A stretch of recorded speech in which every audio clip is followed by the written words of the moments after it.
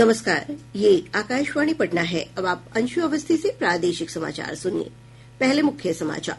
केंद्र सरकार ने राज्य में बाढ़ से सुरक्षा के लिए बागमती, शांतिधार, बूढ़ी गंडक नदी जोड़ परियोजना समेत 3 महत्वपूर्ण परियोजनाओं को मंजूरी दी। प्रदेश के सभी विश्वविद्यालयों में अगले वर्ष से समर्थ पोर्टल के माध्यम से होगा नामांकन। शिक्षा विभाग ने कुलपतियों को दिए निर्देश। जेईई मेन के जनवरी सत्र की परीक्षा में हाजीपुर के पारणी 99.99% के साथ बिहार में पहले स्थान पर रहे। और माघी पूर्णिमा पर प्रदेश भर में गंगा समेत अन्य नदियों और सरोवरों में पवित्र स्नान जारी। अब समाचार विस्तार से। केंद्र सरकार ने राज्य में बाढ़ से सुरक्षा की 3 महत्वपूर्ण परियोजनाओं को तकनीकी स्वीकृति प्रदान कर दी है। इनमें बागमती, शांतिधार, बूढ़ी गंडक नदी जोड़ परियोजना, कमला बलान के दोनों तटबंधों के उच्चीकरण, सुदृढ़ीकरण और सड़क निर्माण का फेज 3 तथा चंपारण तटबंध के उच्चीकरण, सुदृढ़ीकरण और सड़क निर्माण की योजना शामिल है। एक रिपोर्ट।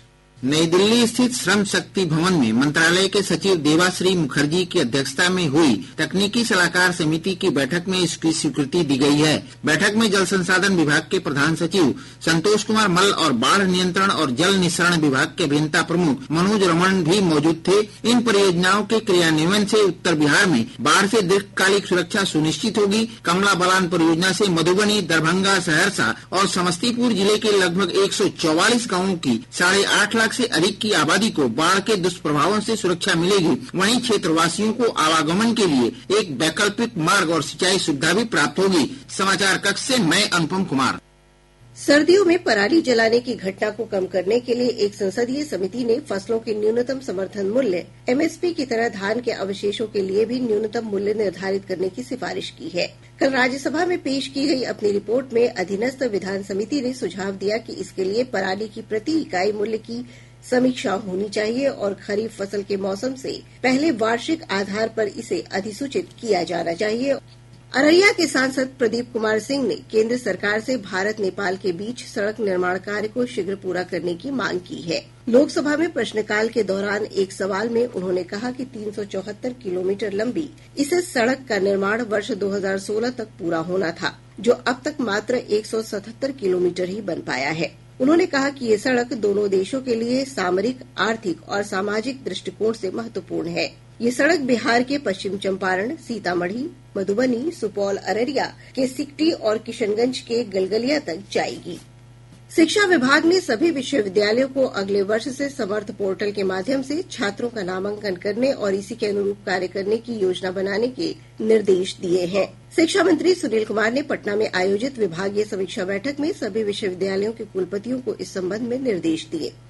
मंत्री ने विलंबित शैक्षणिक सत्र को नियमित करने और छात्रों के प्रमाण पत्रों को डिजी लॉकर पर अपलोड कराने को कहा है। इसके साथ ही विश्वविद्यालयों में कौशल विकास केंद्र और उद्यमिता सेल का निर्माण कराने का निर्देश भी दिए गए हैं। राष्ट्रीय परीक्षा एजेंसी ने इंजीनियरिंग प्रवेश परीक्षा जेईई मेन जनवरी सत्र का परिणाम जारी कर दिया है। परीक्षा में हाजीपुर के छात्र पारणी 99.99% प्राप्त कर बिहार टॉपर बने हैं। परीक्षा में राज्य के 63,481 छात्र शामिल हुए थे। देश भर में 14 छात्रों ने 100% स्कोर प्राप्त किया है। राज्य के 19 प्रखंडों में पिछले लगभग 1 वर्ष से बंद कौशल विकास केंद्रों को फिर से चालू किया जाएगा। केंद्र संचालन के लिए भवन सहित आधारभूत संरचना राज्य सरकार उपलब्ध कराएगी। श्रम संसाधन विभाग के अनुसार पटना, भागलपुर और पश्चिम चंपारण के 2 प्रखंडों में कौशल प्रशिक्षण केंद्र शुरू किए जाएंगे। केंद्र संचालन के लिए विभाग ने संबंधित एजेंसियों से आवेदन मांगा है। प्रदेश में कोई भी व्यक्ति अब अपने नाम पर अधिकतम 9 सिम का ही प्रयोग कर सकेगा। इससे अधिक सिम होने पर दूर संचार विभाग की ओर से उन्हें रद्द कर दिया जाएगा। बिहार झारखंड के दूर संचार महानिदेशक बाबूराम ने कहा है कि इस प्रकार के 27 लाख से अधिक मोबाइल सिम नंबरों को बंद किया जा रहा है। महानिदेशक ने बताया कि केंद्रीय दूरसंचार मंत्रालय के दिशा निर्देश पर ये कार्रवाई की जा रही है। और अब खबरें महाकुंभ से।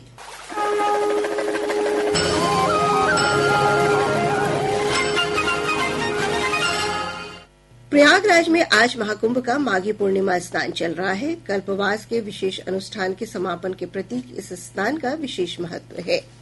इस वर्ष इसमें 10 लाख से अधिक कल्पवासी शामिल होंगे। महाकुंभ में कल्पवास विशेष फलदायी माना जाता है।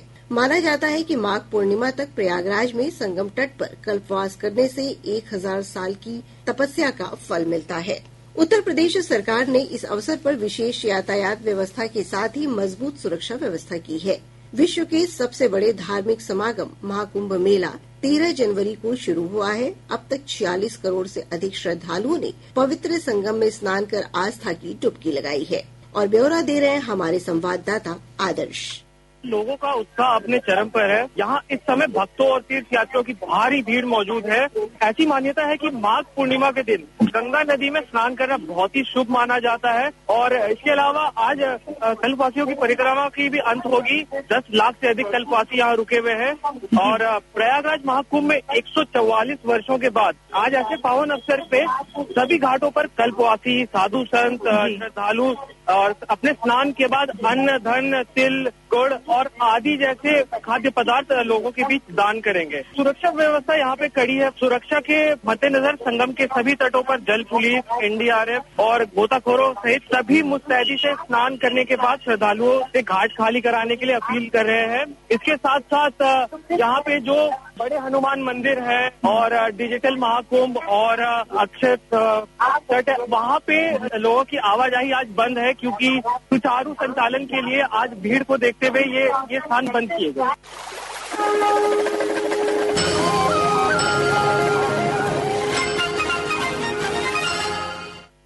माघी पूर्णिमा पर आज प्रदेश भर में श्रद्धालु गंगा समेत अन्य नदियों और सरोवरों में सुबह से ही पवित्र स्नान कर रहे हैं। राजधानी पटना समेत प्रदेश के कई जिलों में पुण्य स्नान को देखते हुए प्रशासन ने श्रद्धालुओं की सुविधा के लिए विशेष प्रबंध किए हैं। इसके तहत राजधानी पटना की यातायात व्यवस्था में भी बदलाव किया गया है। ट्रैफिक एसपी अपराजित लोहान ने बताया कि आज सुबह 4 बजे से अशोक राजपथ पर कारगिल चौक से गाय घाट पर वाहनों का परिचालन प्रतिबंधित रहेगा। इस दौरान वाहन जेपी गंगा पथ से गुजर सकेंगे। आपातकालीन सेवा पर प्रतिबंध नहीं रहेगा। शहर में बड़े व्यावसायिक वाहनों का प्रवेश भी बंद कर दिया गया है। प्रादेशिक समाचार आप आकाशवाणी पटना से सुन रहे हैं। ताजा समाचारों के लिए आप हमारे x handle AIR News_ Patna पर जा सकते हैं। आज संत रविदास की जयंती है। संत रविदास का जन्म माघ पूर्णिमा के दिन बनारस में हुआ था। वे 14वीं सदी के महान संत और कवयित्री मीराबाई के गुरु थे। उन्होंने जाति का भेदभाव मिटाकर लोगों को एकजुट करने के लिए प्रोत्साहित किया था। उनकी जयंती पर राष्ट्रपति द्रौपदी मुर्मू, उपराष्ट्रपति जगदीप धनखड़, प्रधानमंत्री नरेंद्र मोदी और मुख्यमंत्री नीतीश कुमार ने लोगों को शुभकामनाएं दी हैं। इस अवसर पर राज्य में कई कार्यक्रम आयोजित किए जा रहे हैं। प्रदेश भाजपा की ओर से पटना स्थित बापू सभागार में इस अवसर पर एक समारोह का आयोजन किया जा रहा है। अनुसूचित जाति जनजाति कल्याण मंत्री जनक राम ने बताया कि इस समारोह में प्रदेश के विकास मित्र सहित बड़ी संख्या में संत के अनुयायी सम्मिलित होंगे। कैमूर सहित राज्य के 33 जिले के भूगर्भ जल में आयरन की मात्रा तय मानक से अधिक पाई गई है। केंद्रीय भूजल आयोग की जल गुणवत्ता रिपोर्ट 2024 के अनुसार देश के सर्वाधिक आयरन प्रभावित 6 राज्यों में बिहार शामिल है। इन जिलों के भूजल में 1 mg प्रति लीटर से ज्यादा आयरन की मात्रा मिली है। वहीं वर्तमान में राज्य के 12 जिलों में आयरन प्रभावित पेयजल का उपचार PHED विभाग कर रहा है। इधर रिपोर्ट के अनुसार सीवान, वैशाली, बक्सर, जहानाबाद और लखीसराय जिले में पानी में अधिक खारापन पाया गया है। वहीं सीवान जिले के भूगर्भ जल में यूरेनियम की मात्रा भी 30 ppb से अधिक पाई गई है।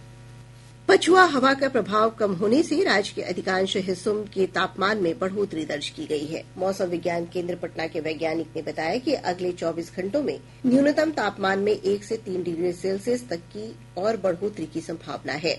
इसके बाद अगले 48 घंटों के दौरान तापमान में 3 से 4 डिग्री सेल्सियस की गिरावट आ सकती है। अगले 2 दिनों के दौरान राज्य के उत्तरी भागों के 1 या 2 स्थानों पर सुबह के समय हल्के से मध्यम स्तर का कुहासा छाए रहने की संभावना है। अगले 24 घंटों के दौरान राज्य के न्यूनतम तापमान में 1 से 3 डिग्री सेल्सियस की क्रमिक वृद्धि होने की संभावना है। तत्पश्चात अगले 48 घंटों के दौरान राज्य के तापमान में 3 से 4 डिग्री सेल्सियस की गिरावट होने का पूर्वानुमान है।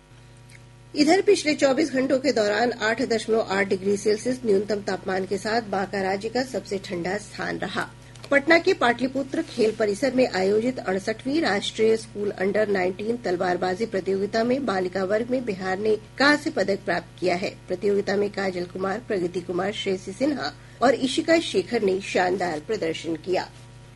एसटीएफ की विशेष टीम ने सुपौल जिले के 50,000 रुपये के इनामी अपराधी उपदेश कुमार और उसके साथी मोहम्मद रईस को प्रतापगंज थाना क्षेत्र से गिरफ्तार किया है।